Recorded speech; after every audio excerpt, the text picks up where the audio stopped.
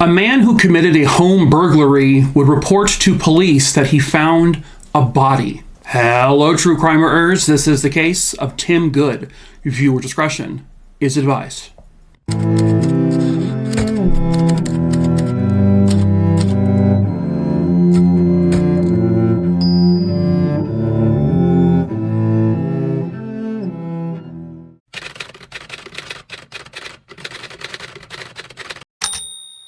Tim Good was a 37-year-old farmer in Collinsville, Pennsylvania. He actually owned his own 350-acre dairy farm with his own, staff. One of his employees was a teenage boy, and his name was Gene Kennedy. I'm not exactly sure on how they became connected, but Tim would take Gene under his belt.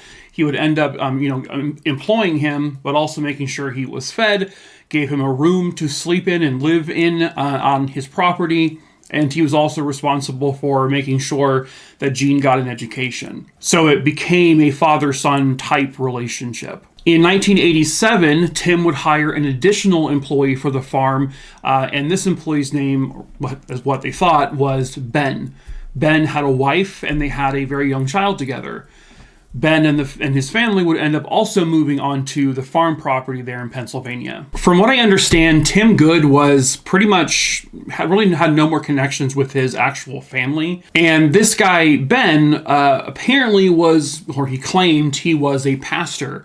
And so Tim kind of used that as an advantage to get spiritual guidance and advice from this man. However, not too soon after Ben and his family moved onto the property and began working there, Ben started to become very controlling and almost at times aggressive.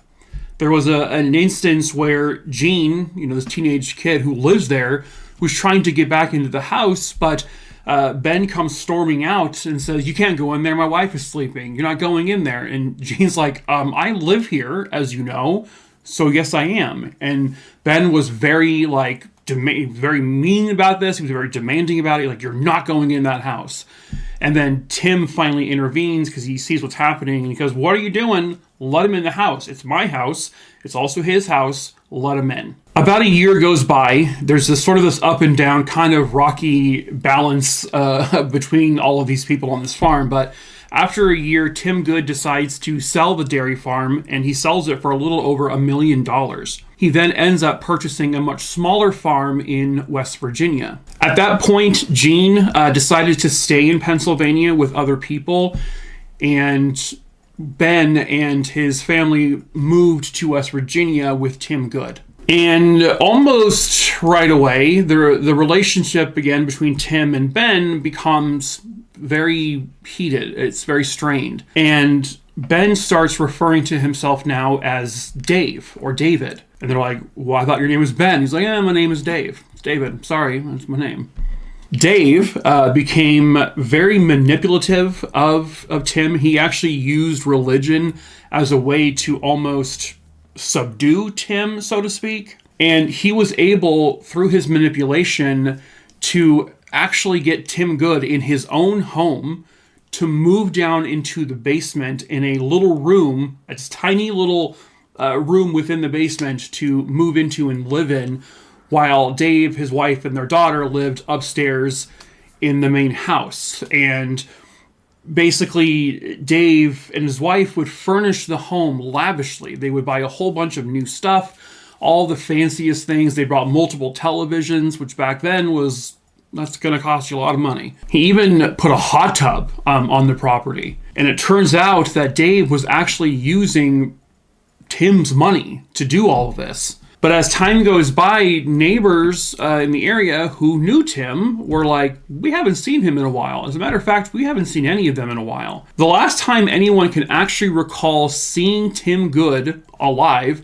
was in November of 1993. And a year after that, last time he was seen, in around October of 1994, neighbors would report seeing a taxi try to pull up to the farm where Dave and Tim and everyone lived. But there was a tree blocking the road, and so Dave comes out of the house and walks towards the cab with his wife and the baby. And that's when a neighbor kind of goes up to the situation and says to Dave, "Hey, where's Tim? We haven't seen him in quite some time. And Dave's like, I have no idea where he is. He's gone. I don't know. And then that's the last time anyone saw Dave or his family at that point. A few weeks after this incident, unbelievably, there is a guy who breaks into the farm property that Tim owned. He is there simply to commit a home burglary, to steal shit.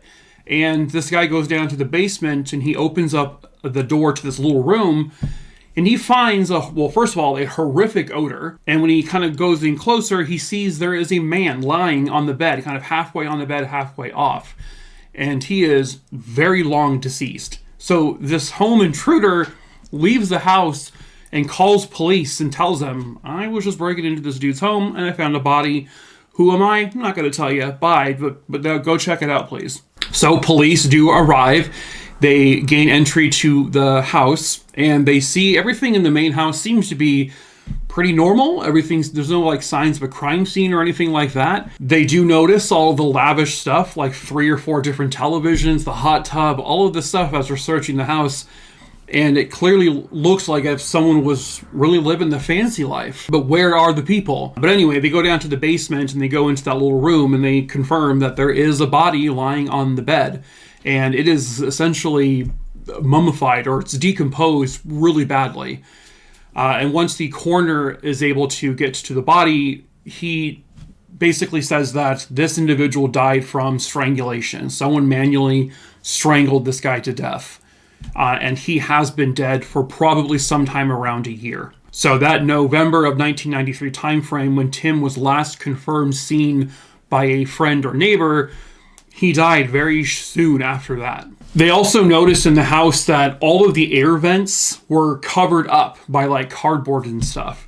So that was obviously to prevent the odor of the decayed body coming up to the main house.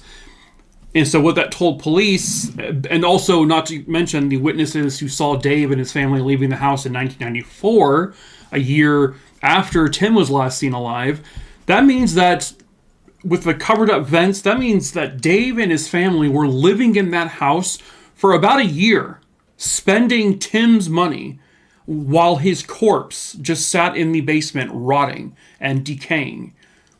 And they did nothing about it. They told no one about it, obviously because Dave's the one who did it. When they look at Tim's financials, they discovered that he had gone from having over $1 million to being literally less than $2 in his bank account. His bank account was drained.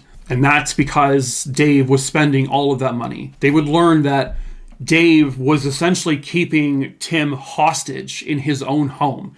He kept him as basically a prisoner down below in the basement.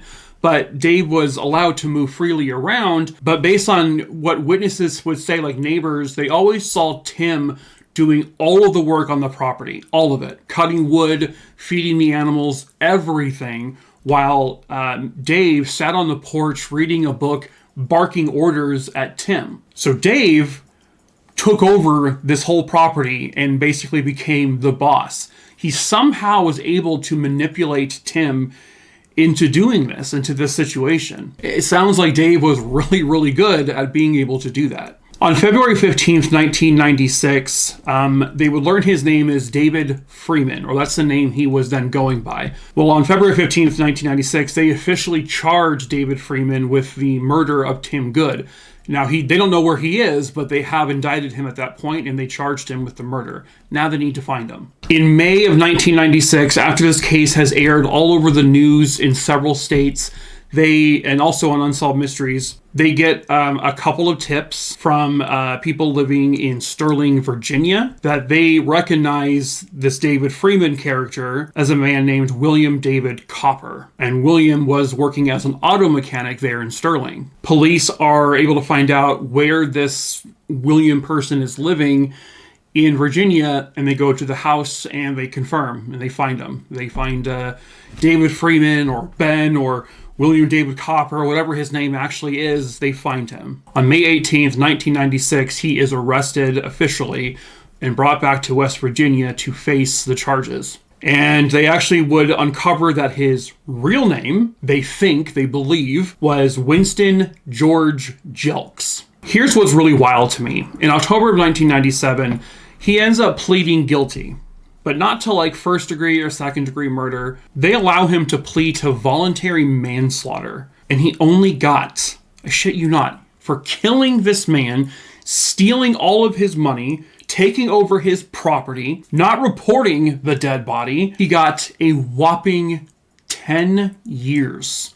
That's it. Tim Good was strangled to death. Somebody physically murdered him. And that was this, whatever the hell his name is. And he got a slap on the wrist for that. Just a little, okay, don't do that again, bud, okay? And police also suspect that this guy is responsible for 2 other murders. It doesn't sound like they've ever been able to actually link him to any other murders, like officially, though. I know at some point his wife, Arlene, was given some charges to do with this, but I can't find any information on whether or not she ever got convicted.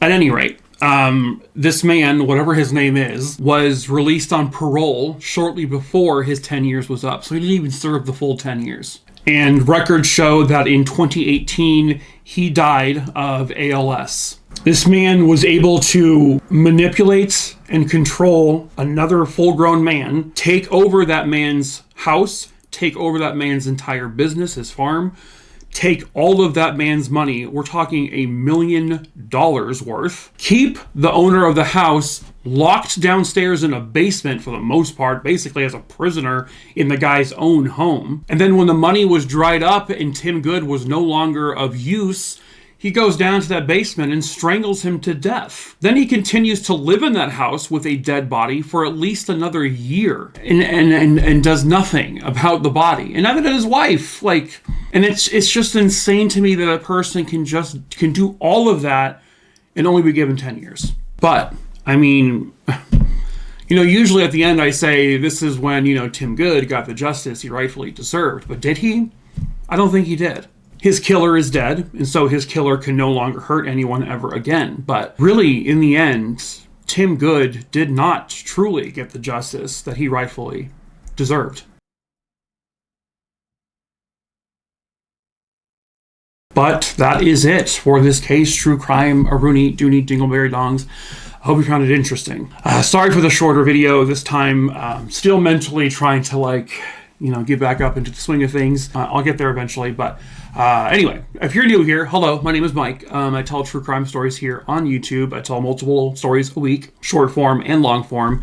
So please subscribe, give this video a like, drop a comment below so that more people can end up seeing the video. Share the video with people. Make sure you hit the bell to be notified of when I post videos. Please watch the videos all the way through to the end. And yeah, and then also I have a TikTok page where I tell short form true crime stories. I've been doing that for many years now. The link to that TikTok is in the link tree in the description of this video below. In that link tree, you will also find my case list. You can read through it. If you scroll through it and you don't see a name on there that you want me to cover, send me an email. My email is also listed in the description below. All I need to know is the name of the case, where it happened, and when it happened, then I'll add it to my list. Typically, I pick my cases at random to be fair, but if you are a loved one to someone who has been murdered and maybe their case is not solved or they're a missing person, please let me know in that email that you are a loved one, so that way I can make sure that case becomes priority. And if there's a case of, a murdered loved one that's been solved and you still want their story told, just, again, you can just let me know. But that is it for this video, True Crime Aruni. So until the next case,